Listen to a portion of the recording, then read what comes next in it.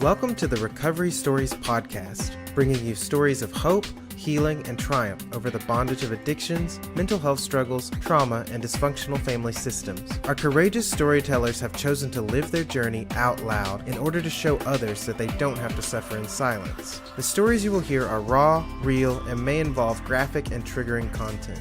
This podcast is brought to you by Promises Behavioral Health's rooted alumni community. If you or a loved one are struggling, have questions, or are ready to take the next step, call our admission center at 877-351-7504 or visit us online at www.promisesbehavioralhealth.com. Our team is ready and waiting to answer the call for help.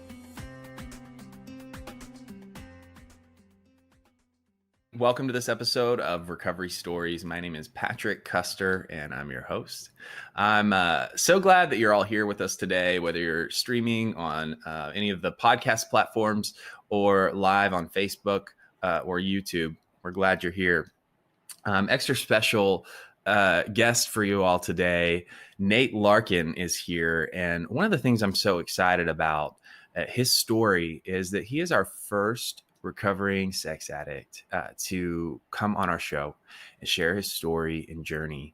And one of the things that I think that speaks to is the shame and guilt and the shroud of those things that surrounds both just the recovery, everything surrounding sex addiction, and for some, even the reality that it exists. So speaker, author, recovering person, and fellow Nashvilleian, Nate, thank you so much for coming on our show today. I'm really excited to kick things off. Well, it's an honor to be here. I must say I'm a little bit surprised to see that we're on camera, and you mentioned YouTube and Facebook Live. The podcasts that I host are all audio only, so you guys are way ahead. We're shooting video. Yes, sir. Absolutely. There's no hiding my age now. I look my age. Hey, we're working a program of honesty and transparency, right? Right. Yeah. Well, I am just so grateful to be in recovery. I didn't even know that this world existed until I was 42 years old. And by then life was a real mess and close to being over. And a whole new life has blossomed. And it happened, as I'll tell you, shortly after Allie, my wife, and I moved here from South Florida to Nashville. So, yeah. So my story, I guess, that's what I'm to share. My story is that I grew up in a very sheltered environment, a very cloistered, very conservative environment. My dad is a pastor, Pentecostal preacher. I'm the oldest of 10 kids. I grew up in church, not the big brick church on Main Street, but storefront churches and country churches, and I was always small for my age, nearsighted, not very athletic. There were a lot of things I wasn't good at, but it turns out I was good at church. I had all the skills that you needed to excel in that world. So I had a great singing voice back then. I had a great memory back then. Sometimes when my dad went out of town to preach at another church, he would bring me along to sing. And I want to tell you that the church ladies loved me. You know, I had this clear soprano voice and a strong set of lungs. And when the service was over, we'd stand at the back of the church, and my dad would shake the men's hands, and the ladies would lean over and pinch my cheek and tell me what a fine young man I was, and predict that one day I was going to be a preacher just like my dad. And I knew that was true. I mean, that was destiny. I was a good kid, the quintessential good kid. Always went to public school. Those were the only options. But I was the kid that the teachers would point out to point out as an example to the other students as to how to behave.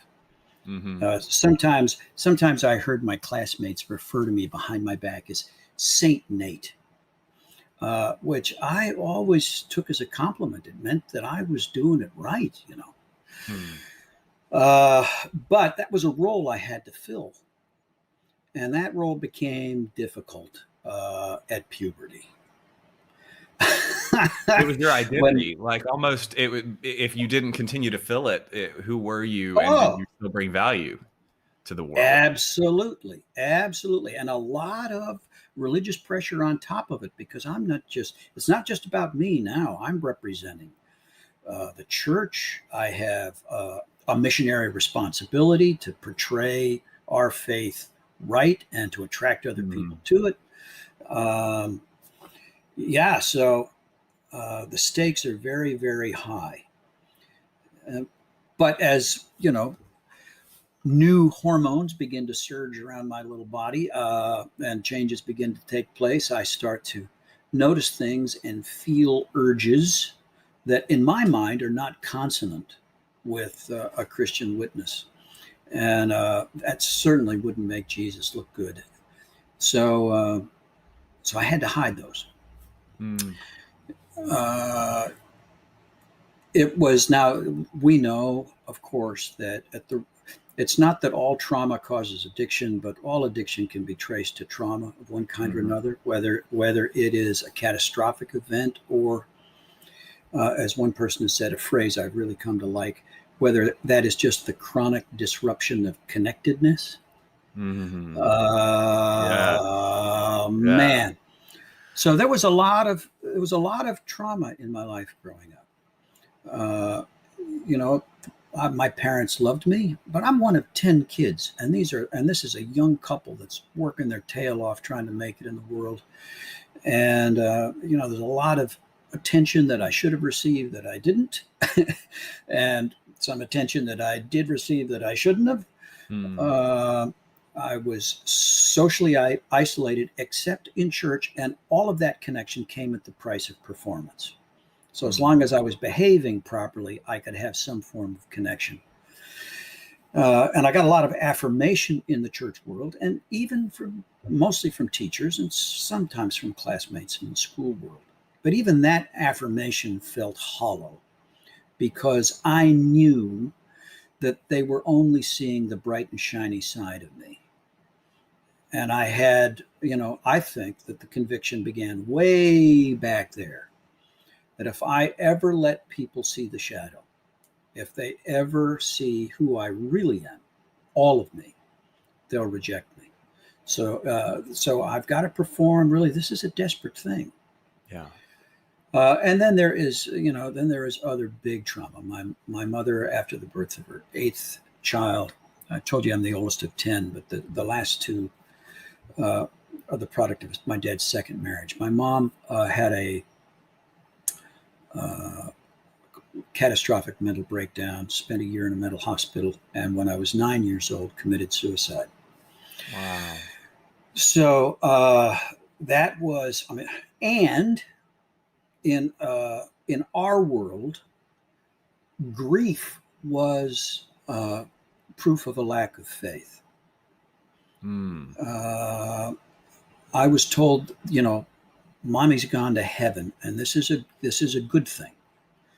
And they took all her pictures down from the house and cleaned out her closet, and we didn't talk about her, and we didn't talk about the loss.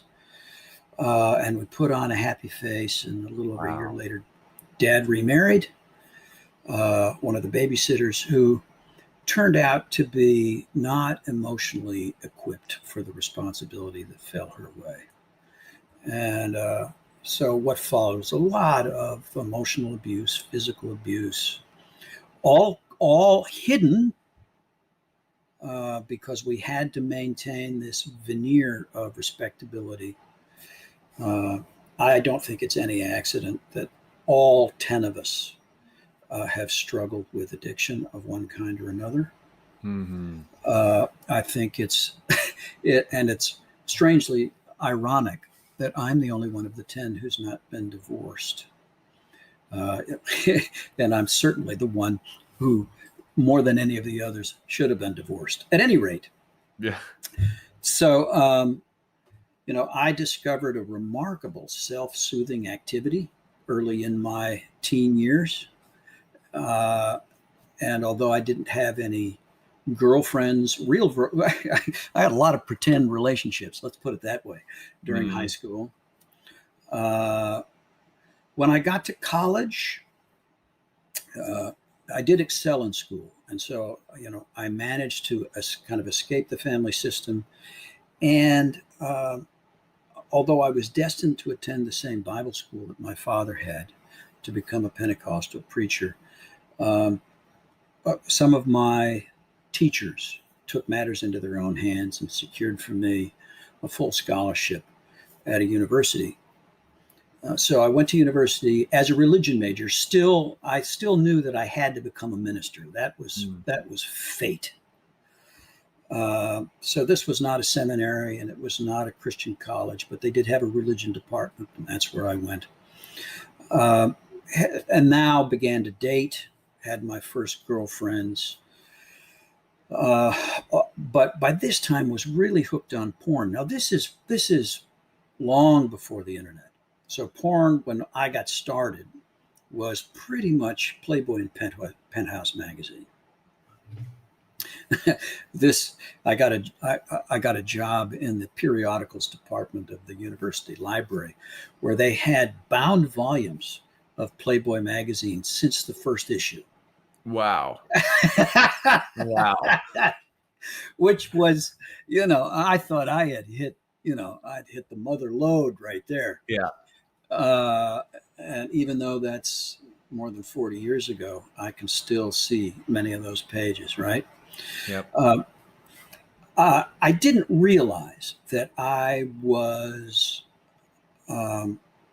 actually making virtual connections with imaginary people, stimulating that chemical cascade in the brain that comes with true affectionate physical touch and sexual intimacy, and especially during climax when we get that, that rush of oxytocin, the bonding hormone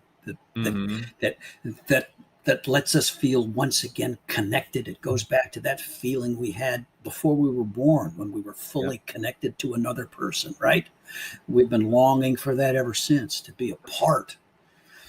My problem was I was bonding with phantoms day after day. And for me, it was always, it became very compulsive. So multiple times a day. And what I didn't understand at the time, I actually told myself I was getting sex education and preparing myself for marriage. What I didn't know was that I was at that point poisoning my marriage. And I was compromising my own ability to form and cultivate and sustain and enjoy a real relationship with an actual person. I do think that even the term sex addiction is somewhat unfortunate. I do think that probably the problem is better described as an intimacy disorder. Mm-hmm. Right? Mm-hmm. I'm trying to meet a need. It's a maladaptive attempt for me to meet a legitimate need. I need to be connected, right? I've been knocked off course by a number of traumas, big T traumas and little t traumas. I have to find a way to connect somehow. Real intimacy to me is, if not impossible, terrifying. I am very, especially at that point in my life, I'm so afraid of rejection, so tentative. My relationships were those largely in which the girl moved first, or if I could somehow manipulate her into just get her a little bit off balance, just to minimize my chances of rejection, because rejection to me was fatal, right? At any rate, I met this amazing woman my senior year in college. Actually, she didn't go to my college. She wasn't a college student. In fact, she was 10 years older than I, single mom. I met her at church. And she met the bright and shiny version of me, which Right. was not all false. There's certainly sincerity there. I did have a sincere faith and a sincere desire to love God and serve God. I just couldn't keep that part of me operating full time. You know, it operated really well in church or in an explicitly Christian environment. But when I got off on my own, it just didn't work. So, but anyway, that's the part of me that she initially met and loved. Eventually, long story short, I finally kissed her. Actually, I didn't have the nerve to kiss her. I didn't have the nerve to make the first move. But she came. My parents brought her to see me in college on my birthday, and she and I went for a walk. And I somehow said, I haven't had a birthday kiss, and I got her to make the first move, and I proposed the next day. I mean, it's pathetic, but that's what I did. Wow. And she said yes.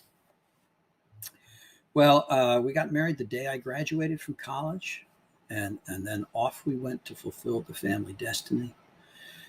We went to seminary, and it was there. Now, this is still pre-internet. This is 1979. But it was there that I got my first look at hardcore porn, the kind of stuff that any unsupervised 3-year-old can find today on the internet, right? Right. And ironically, it was on a seminary-sponsored trip to New York City. So I was going to Princeton Seminary. That's about an hour from New York, hour and a half from New York. Came out of class one day to see a poster on the wall advertising a field trip for students. And if they're married, spouses, if spouses want to come along, it's sponsored by the seminary, co-sponsored by a group called Women Against Pornography. And what they propose to do is to take us into Times Square. This is the late 70s, when Times Square is nothing but sex shops, X-rated theaters, hookers, panhandlers, and drug dealers. I mean, 42nd Street's a dangerous part of town. Wow. But they're going to take us there so that we can see firsthand how women are exploited by the sex business. And I think, well, this is exactly what I need. I mean, I'm a nice guy. I don't want to see anybody hurt. If I can see behind the curtain, if I can see, if it's as bad as they say it is, I'll stop. Yeah. Right. So I brought my wife along. I got my first look at hardcore porn with my wife sitting beside me in the peep show booth. She put the quarter in. Now, can I ask you a question? At this point, did she know that this was a struggle of yours? No, I had not told her. So what did you tell her as to why it was that you wanted to go do this? It's part of my education. Gotcha. It's a seminary trip. Yeah. It's a seminary trip, right? Yep. And we have to learn how to love these people and minister to. I don't know what I told her, right? But it must have been along those lines, right? Right. Because I certainly didn't tell her what I was doing. Yep. And of course, Allie was disgusted by what she saw. And I guess in the moment I was too.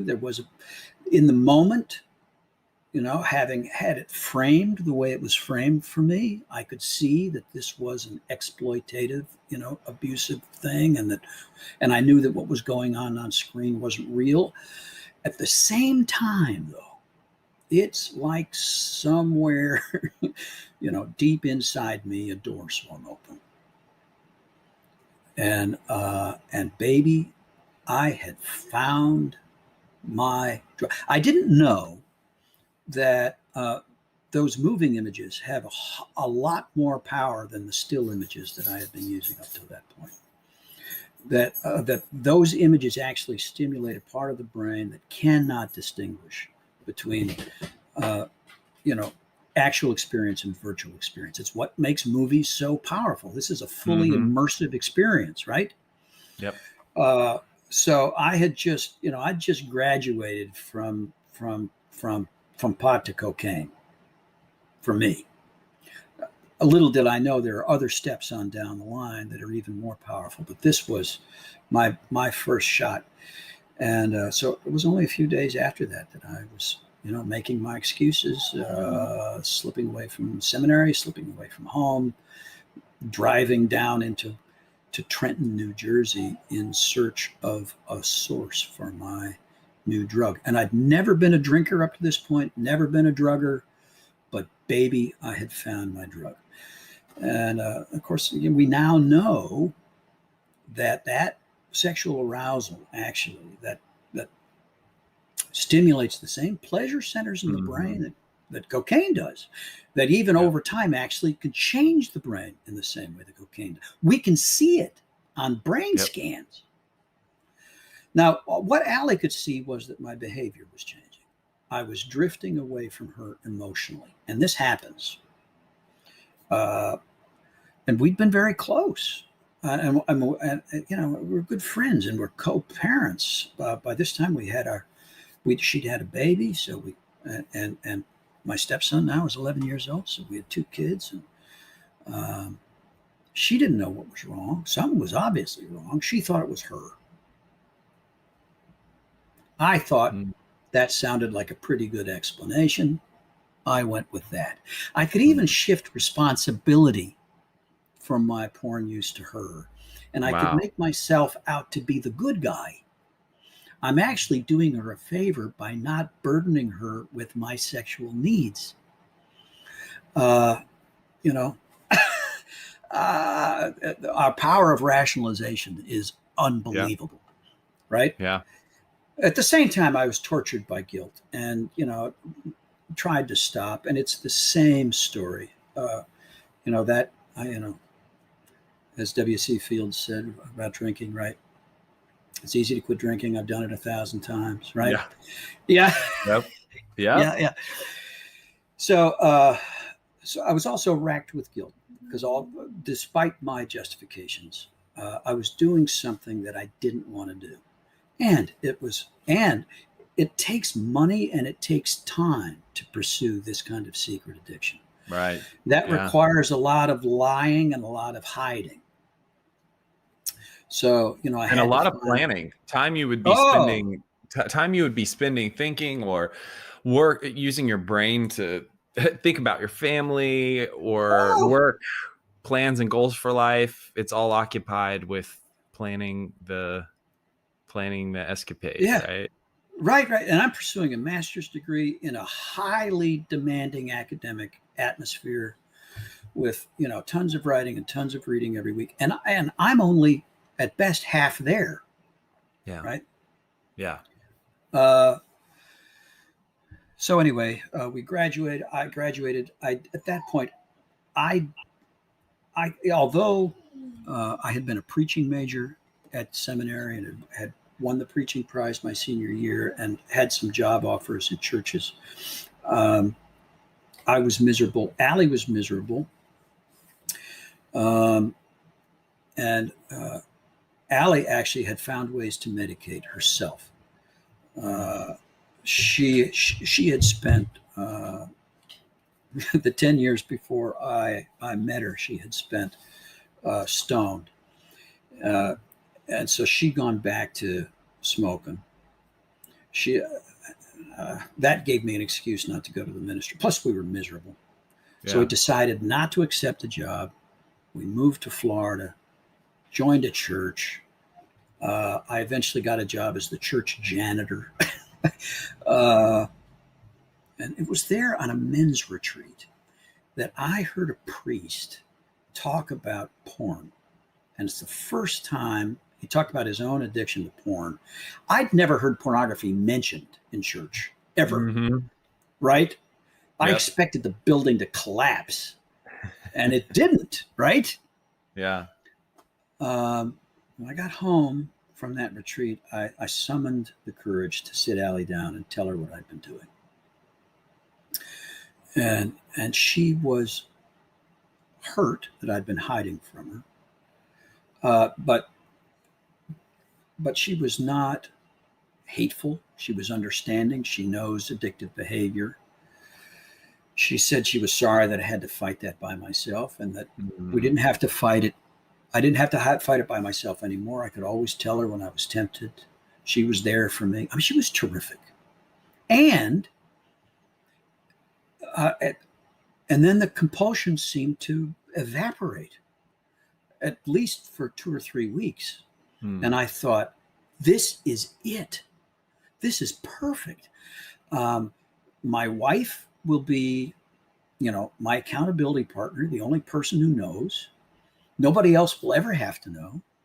It's just her and me, and she can keep me sober. Yeah. Oh. It was crazy of her to volunteer for that mission. It was crazy of me to allow her to accept that mission. And as soon as I encountered, some more difficulty or fear, or whatever, my brain knew what my medication, right? Yeah. As soon as the pink cloud was gone, I was back.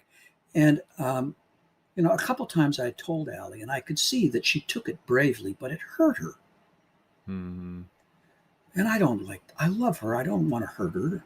Plus, I have never lost my fear of rejection, at least not until that point. And so I stopped telling her.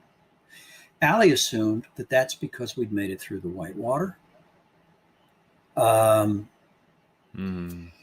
it was sometime after that, during a period of abstinence. I never got to sobriety, but I did manage these periods of abstinence.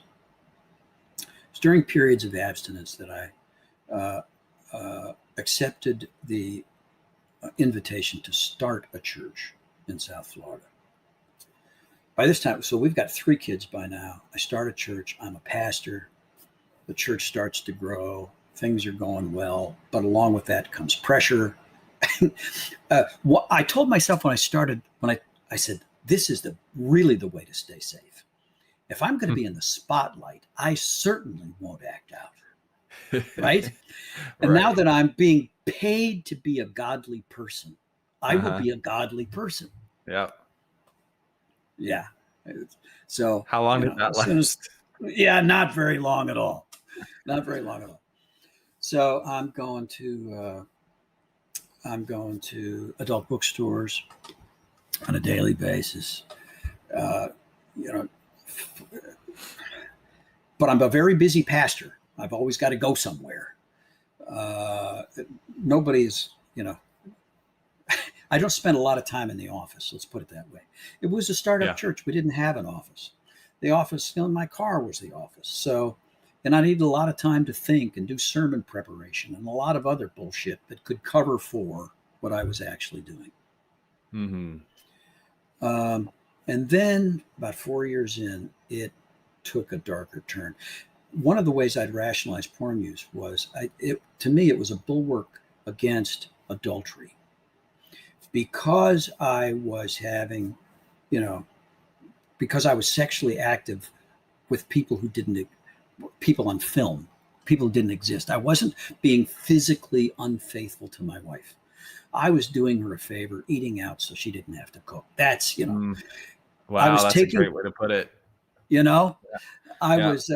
I was meeting a physical need. It was like a haircut. It's just, I needed a hell of a lot of haircuts. So, but it's Christmas Eve. God, Christmas Eve.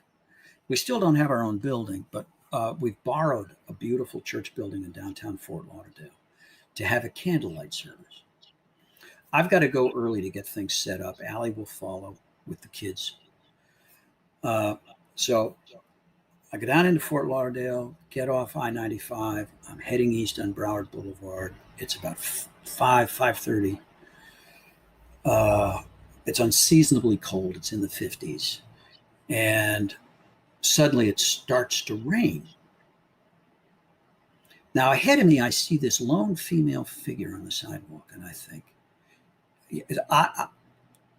at least consciously. I don't know what my unconscious motivation was. I guess I can guess, but consciously, I did what I thought was the chivalrous thing to do and pulled over to offer her a ride out of the rain. I didn't know what she was doing until she was in the car and propositioning me. At that point, years and years of conditioning took over. Right. I was on autopilot. Yep. I had seen one variation or another of this scene countless times. And in that moment, it hurts me to this day. I didn't see the person in the car. It never even struck me to wonder what would put a young lady on the street on Christmas Eve to offer her body to strangers. Yeah. Did she have a family? Was she living with parents? Did she have a boyfriend? Did she have a husband? Did she have a kid? Did she have siblings? Did she have a pimp? That never even occurred to me. Mm-hmm. She wanted, $20, and I had a 20 that was supposed to go in the offering, and that bill never saw the plate. So that was a miserable night.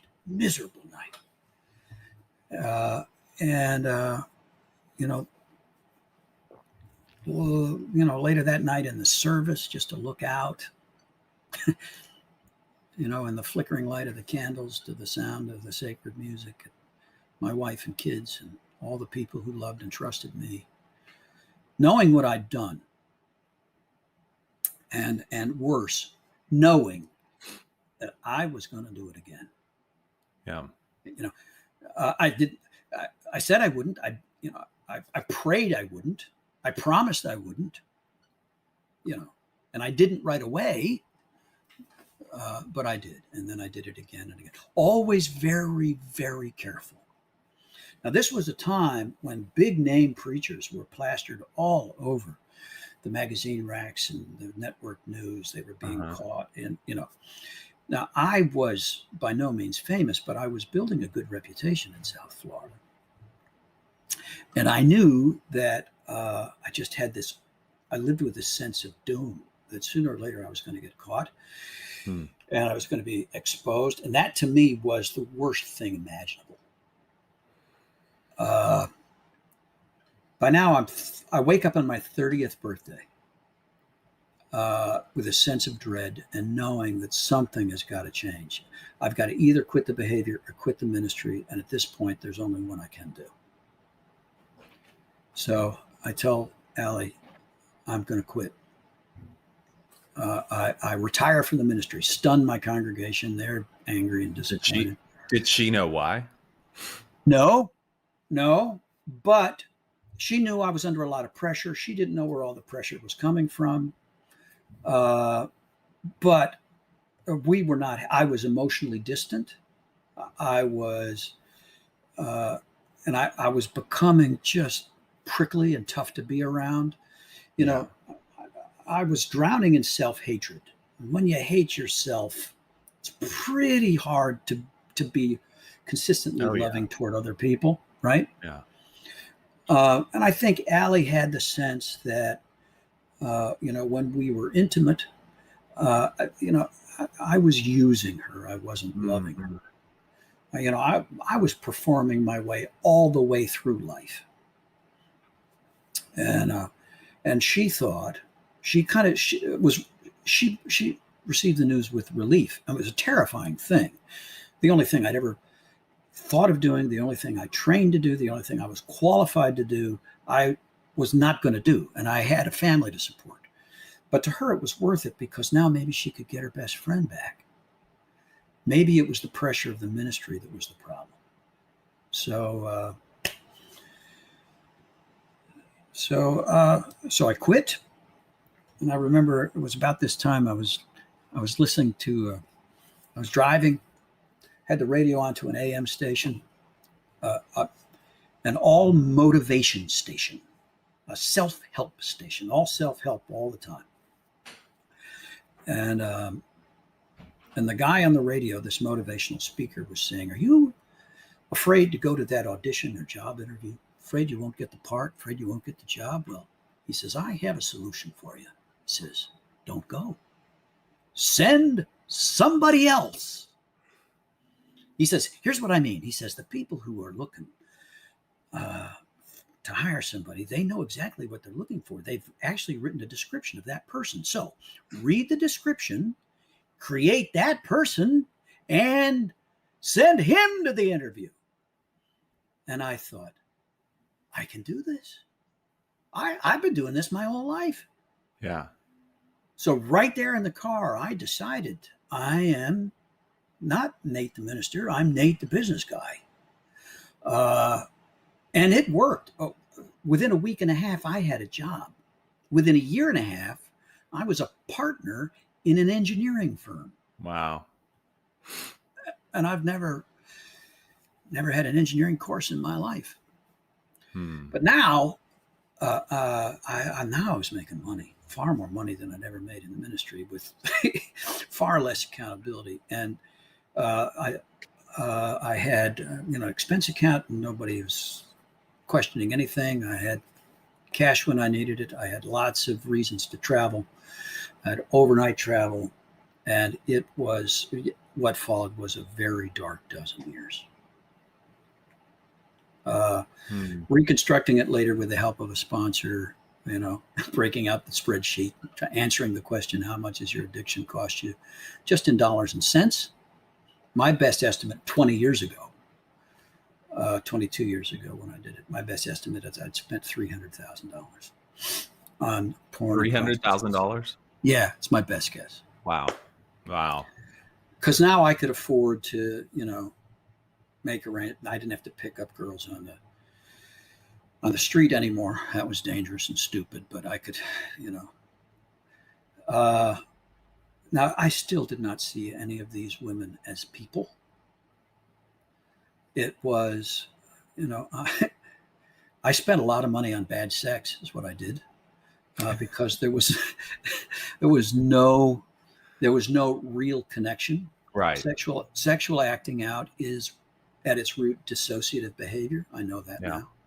I was going away from the real me, but it was compulsive, and it took over my life. Yeah. Although I was always active in church.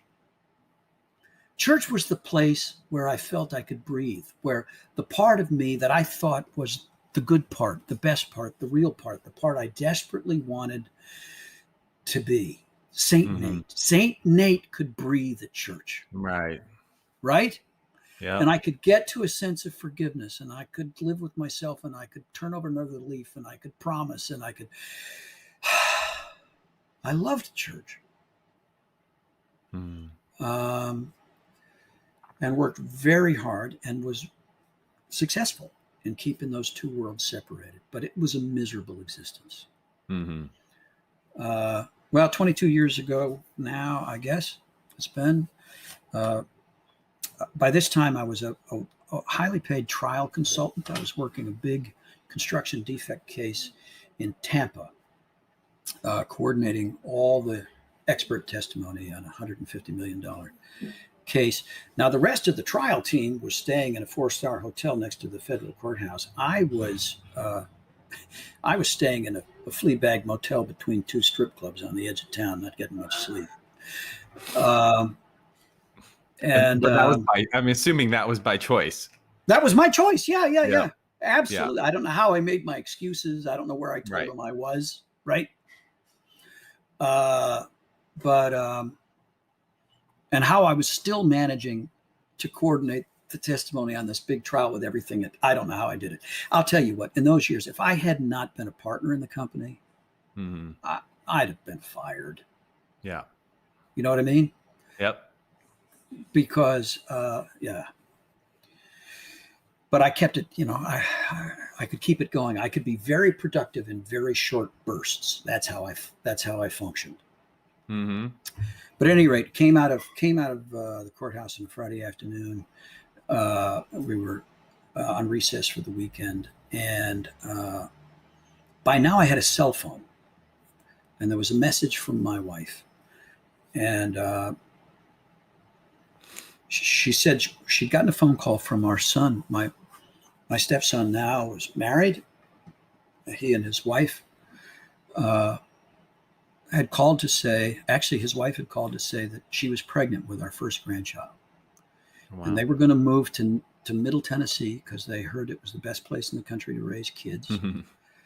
And they wondered whether we would think about maybe moving there to be close to the baby. And Allie said, I want to go. So that weekend, instead of flying or driving back to Fort Lauderdale, I went to the airport and flew to Nashville. And by the end of that weekend, I had put an offer down on the only house in Franklin I could afford. Because even though I was making a lot of money, I never seemed to have any. That was another, sure. Yeah. Where's all the money going? But yeah. Right. So, and within a few months we'd moved to Franklin. And all of a sudden the obsession lifted. I mean, Allie and I are buying furniture and hanging curtains and walking to church, holding hands, and I thought, wow, all that time, the problem was Florida. Yeah. You just needed the geographical cure. Yeah, just needed that. It was, but then we started running out of money. I started another business, which didn't go too well. And then I started a new job, which didn't go too well. And we're running out of money. And when that happened, I started to get scared. And when that happened, I reached for the only fear medication I'd been using. Yep. Right. So late one night after Allie had fallen asleep, I slipped out of bed, went back into my office, fired up the computer. And of course, by now I had broadband. And now the world had changed. The whole new world, right? Right? Now there is an endless supply, an endless variety of virtual sex partners delivered free of charge in full motion video to the privacy of my own home, office, or automobile. And that was just freaking irresistible. So I don't know how long I was there. I thought I would go and get a quick hit, but time disappeared as it does whenever we're in a dissociated state. And all I know is at one point I looked up and Allie was standing there. I hadn't even heard her come in. And she didn't say anything. She went back in the bedroom. I quickly shut everything down and followed her back in, apologizing and explaining and promising and begging. Yeah. Right? Yeah. And that was a tough night. In the end, she forgave me. But a couple weeks later, she found a condom on the floor in the bathroom that I couldn't quite explain. And that's when she sat me down on the edge of our bed, and she said, I'm done. She said, I still love you, but I don't like you. I don't trust you. I don't respect you. And I don't think you can ever change. Those are the words that saved my life. Wow. I'm told that 4 out of 5 guys who seek help for compulsive sexual behavior only do so after receiving an ultimatum from a wife or a girlfriend. I'm one of the 4. It was in a desperate attempt to save the only real friendship I had. That I went back to the internet, back to the Alta Vista search engine. This is pre-Google days. Right. Typed in sex addiction Nashville, hit return, and discovered to my astonishment that I'd apparently moved to the center of the universe for sex addiction recovery. There were 12-step groups. There were therapists. Well, the therapist was out of the question. I didn't have any money.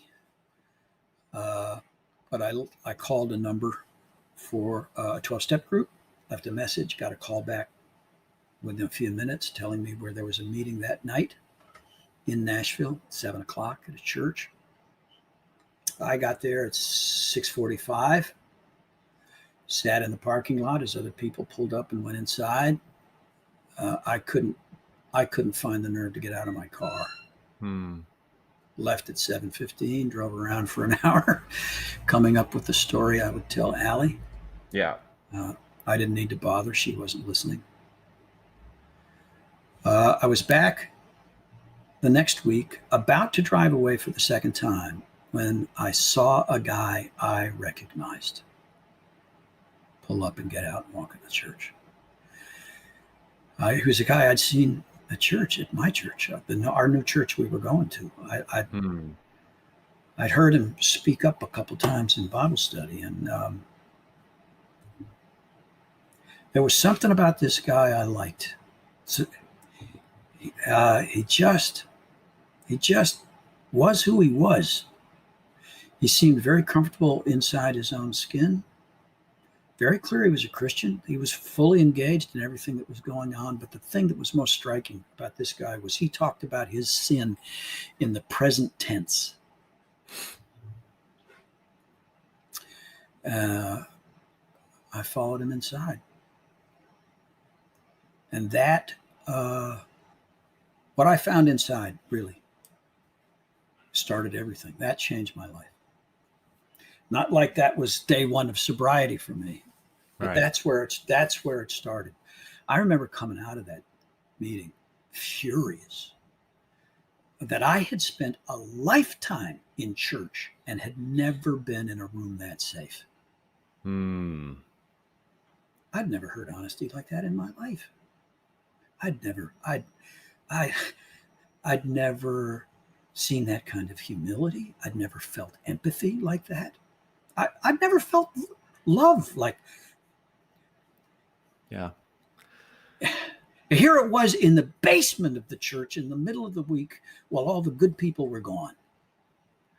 And this was, it felt holy to me. It really did. What I hear you saying is you felt more connected than you ever felt in church. What? Sure, because here's what I sensed pretty early on. These people were not interested in meeting Saint Nate. They wanted to meet me. Mm-hmm. And when I said the things, when I turned enough so that people could see the shadow, they didn't pull away, they pulled closer. Yeah. And when I got affirmation from them, it didn't feel hollow anymore.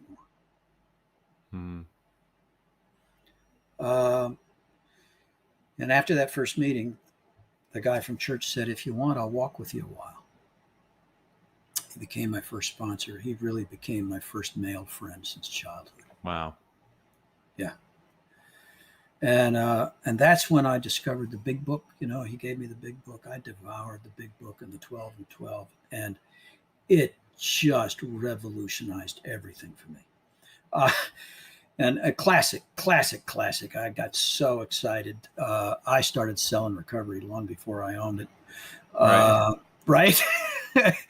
But I think that has to have a little bit to do with having the evangelical Pentecostal background, right? I think so. Yeah. Yeah. Right. I can identify. And I really thought that and I understood it. I'm a good student. I've always been a quick study. I got it long before I got it. You know what I mean?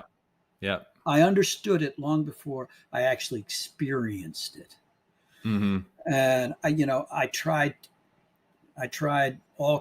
to bargain with the program. So the program that I joined, their definition of sobriety was no sex with self or partners, no sex with self or partners other than the spouse. I was willing to go with partners other than the spouse. Mm-hmm. Allie, and that was even off the table. But no sex with self to me sounded absolutely insane. That sounded suicidal. I'd probably explode within 2 weeks, right? Because sex to me, as I understood it, is a fundamental human need. Now, connection is a fundamental human need, certainly. but I had classified sex as a fundamental human need. And it was as essential to me as air and water. It was more important than sleep and then food. I'd forgo meals. I'd forgo sleep. I'd done a lot of it because I had to have, arousal and release to function, or I was going to die, right? And so I tried to bargain with that program, and because I couldn't disclose that really, and maintain what I thought was good standing, I was running a secret game. I'm not saying that I'm not saying that that is the only viable definition of sobriety. Yeah, Not there's a all couple different. Yeah. Correct me if I'm wrong. There's a couple different recovery programs Right. from sex and intimacy disorders that define sobriety in different ways, right? Right. Okay. So I was in SA, which has this very clear black and white, which actually, frankly, since I operate so freely within the gray, I needed to be black and white for a while. Yeah. Mainly, here's the benefit. It finally shattered that deadly illusion that I've been living with. I had fits and starts. I was a champion slipper, and I couldn't put together more than 60 days. Well, it was actually early on before this epiphany. I couldn't do more than a week. I was in physical pain. I'm taking pain relievers. I'm feeling as deprived as a person can feel. Right. I'm a walking martyr. I'm candidate for sainthood because at any rate. But I've been in, I think, a couple of years. It had to have been, and I get in a newcomer meeting. We get to a meeting. A newcomer shows up. They say, "Well, we're going to split off for a newcomer meeting. Who wants to go?" So I and another guy take the newcomer. We go to another room, and this other guy, who I know and admire and trust, he's a pillar of the group. He's got good, solid sobriety. He's there every Saturday. He sponsors people. But I don't know why I've never heard his story, or at least never heard it this way. And he tells how he came into the program single and screwed up. And he was single and celibate for 8 years. Wow. And those were, he described them as some of the best years of his life. And then he met his wife. By then he was emotionally capable of a real relationship. And when it was appropriate for them to get sexually intimate, all the plumbing still worked. And now they've got 2 kids. Life is fine. And listening to that, there was this moment of cognitive dissonance. And I had the realization that I had categorized sex wrong in my own head. That it is a desire. It's not bad. It's not evil. It's a desire. Connection is a need. Sex is not a need. It's a desire. I can recategorize it. I don't have to have it to breathe. Right. And so I consciously recategorize sex. Sex is something I still want. I'm married. I want that level of intimacy, but I don't need it. And I can be perfectly happy and content. And I can connect without sex. From that moment on, I never had another physical symptom. It was no longer physically painful and not really emotionally painful. Still had, deeply seated programming to overcome. It was a well-established habit loop there, cue, routine, reward, right? However, and here's what it also did for me. It helped me really begin to grow in non-sexual intimacy.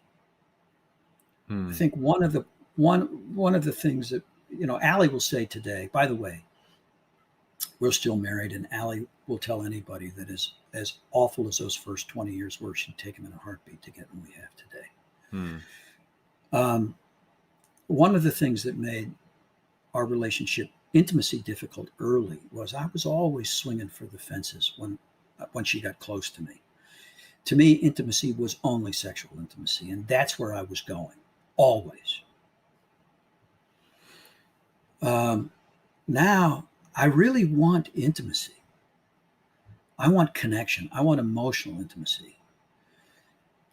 Sexual and even and physical touch and affectionate touch. It doesn't even have to go to sexual arousal and climax. It doesn't have to go. That's the frosting, and it's wonderful, and it's great when it happens, but it doesn't have to. Mm-hmm. I remember my first, one of my early sponsors telling me, "Nate, you've never made love in your life." I was insulted. I said, "Buddy, I've got 3 kids." He said, "Oh, you've had sex. You've had lots of sex. That's easy. Your dog can have sex. You never made love." And what I now know is that making love is orders of magnitude better than any sex I ever paid for. Mm-hmm.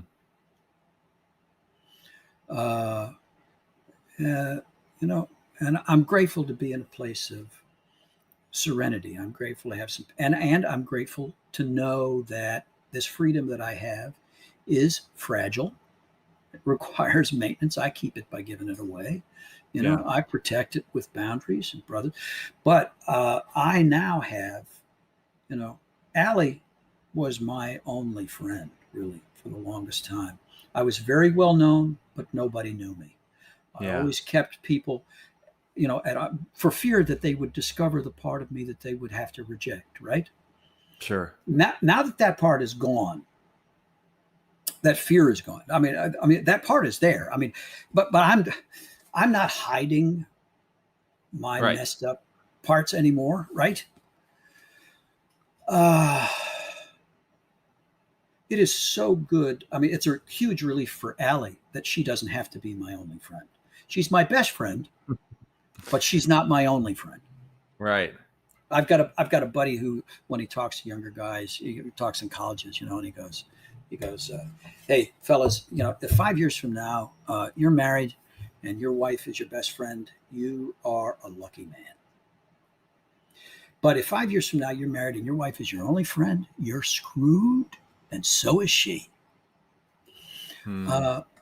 Because we need we need to be connected to the world around us. So today, thank God, I've got friends in the 12-step fellowship.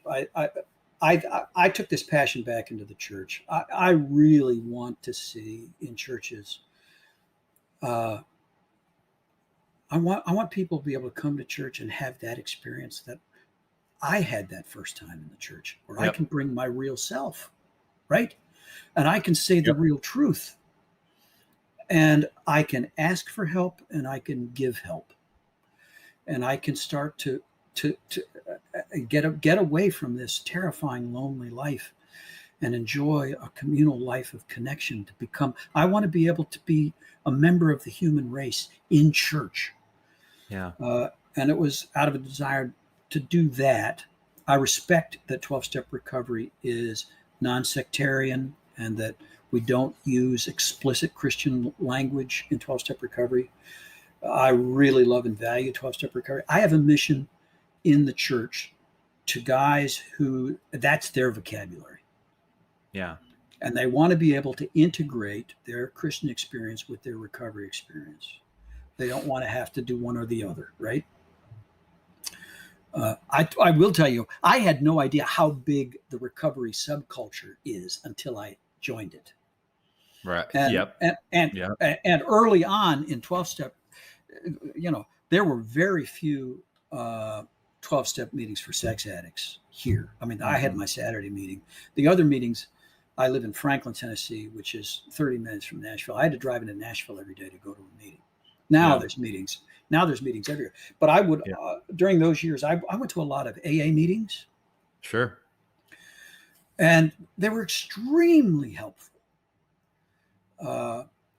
I also, to be completely honest, over the years, I classified myself as a sex addict, which meant I could drink with impunity because I'm not an alcoholic.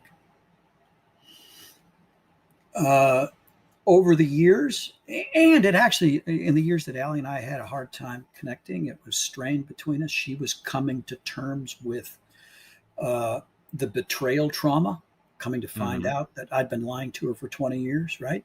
Yeah. She didn't just magically forgive me and come back together. That it didn't work that way. But even during those years, we could go to the pub and have a couple of beers and play cards and talk. And so, you know, all that to say, today, in those years, I would go to AA meetings and never speak because I Mhm. wasn't a member, and the only requirement for membership was a desire to stop drinking, and I didn't have that desire because I'm a sex addict, right? Right. But today, I can go to an AA meeting and speak, and I'm grateful. Yeah. Uh, I'm grateful that the skills are transferable from one program to another. Yeah, absolutely. Yeah. So we started the Samson Society, and we started the Samson Society not as a sex addiction group for Christian guys, but we call it a mutual aid society for Christian men, where we do not segregate by struggle or segregate by sin. So you don't have to be a sex addict to join the Samson Society. Uh, you, doesn't matter. Doesn't matter what it is in your life that's bigger than you are. But this is a place where you can come and find other guys who are willing to walk in transparency and vulnerability in the same direction. Uh, That's awesome. and How can people find out more about the Samson Society? What do yeah, y'all have yeah, a website? yeah. They can go to Samson Society. Holy smokes, time has gotten away from us. They can go to samsonsociety.org. We now have virtual meetings as well. About 500 local meetings have started, but we've now got virtual Wow, meetings, guys joining from around meetings, not just in English, but in French and Spanish that's awesome. and Italian and Russian. So, Very cool. Very, all very right. cool. You also, I want to mention real quick, you wrote a book too. Yeah, yeah, yeah. That was we started the group, Samson, in 2004. We put out the book in 2007, Samson and the Pirate Monks. It's half memoir, half field manual. It's to help guys kind of understand, yeah, give them some tools for maybe starting a group like the Samson group, wherever they are. Cool. Awesome. Very cool. Well, okay, so I have two questions before we close out for you. The first Okay. one is and anytime this topic comes up in the Yeah, realm of in my world of treatment and what have you, people yeah, ask this, and I don't ever do it justice when explaining. I don't feel like, but yeah, you know, say somebody's watching right now, whether they're struggling yeah, themselves or loved one.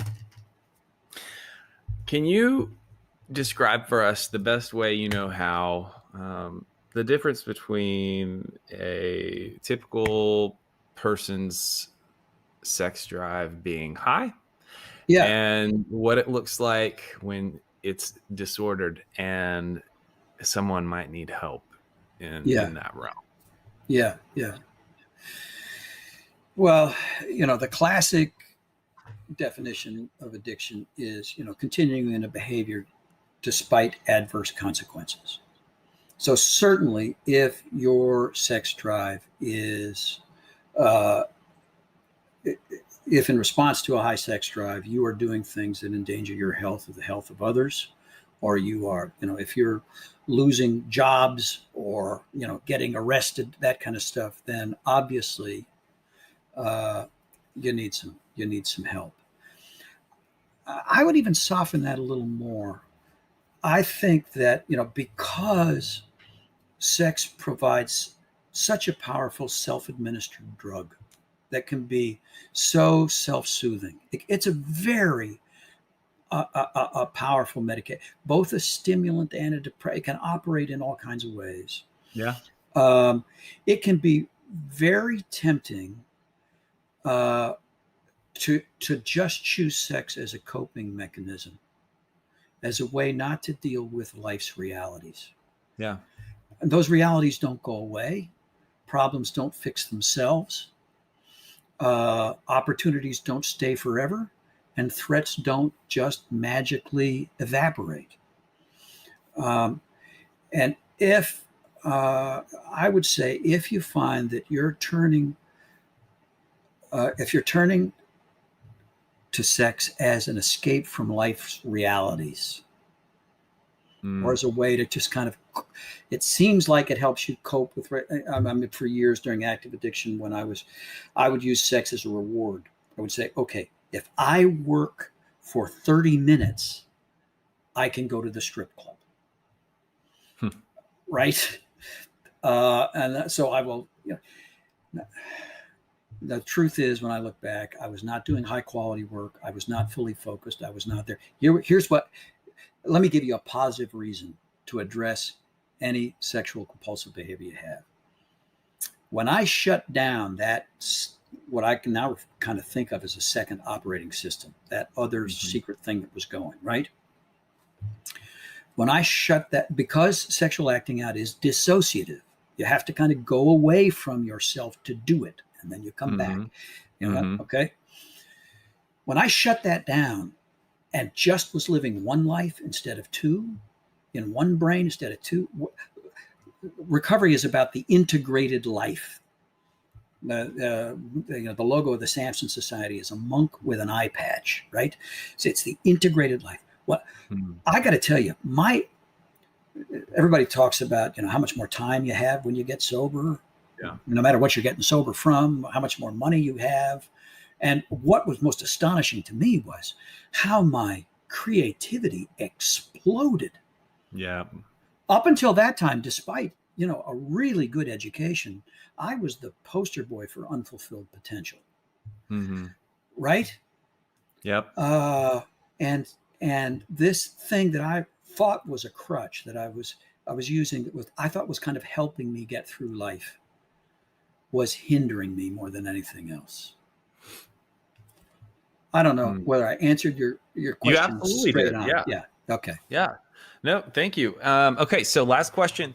What do you want to leave with our listeners, anybody who's struggling and identifies with the way that you were struggling? What's the last thought of encouragement you want to leave with them? Here's what I know. Denial is really, really strong. If while listening to this window kind of opened, this little escape window that you could go through, you could take a step. And by the way, if it's possible for you to do treatment, I would say by all means, get yourself to treatment. Yeah. I couldn't afford treatment. Treatment was unrealistic. And so for me, navigating that path took a very long time. I was at one point able to do a 5-day intensive and was able to accomplish in 5 days, God, what would have taken 5 months outside the program. If you can get to treatment, get yourself to treatment. If you can get yourself to a certified sex addiction therapist, get yourself there. You can certainly get yourself to a 12-step meeting somewhere, I would imagine. That's or right. You can go online to the Samson Society at samsonsociety.org. And right now, there are virtual meetings happening. Our goal is to have at least one meeting every hour of every day. We're not there yet, but there are multiple meetings every day. If you don't do it now, that window closes. This is a terrifying prospect. Yep. Your addict doesn't want to do this. And you'll be back in prison if you don't do it now. Don't decide to do it tomorrow. Don't tell yourself you're going to think about it. As soon as you click off this podcast, do something. That's what I would say. Thank you. Absolutely. I just want to echo that. If the only thing you do, is if the only thing that you can do is to tell someone else, call someone. Yeah. We've got numbers on our that will have played before and will play right after we stop airing this. We treat sex addiction at the ranch in Tennessee.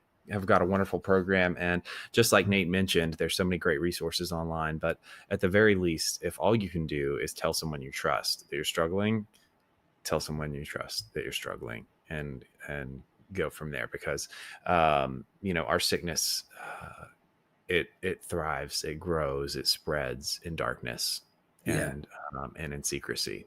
And so, Nate, thank you so much for spending time. It's my joy today and sharing.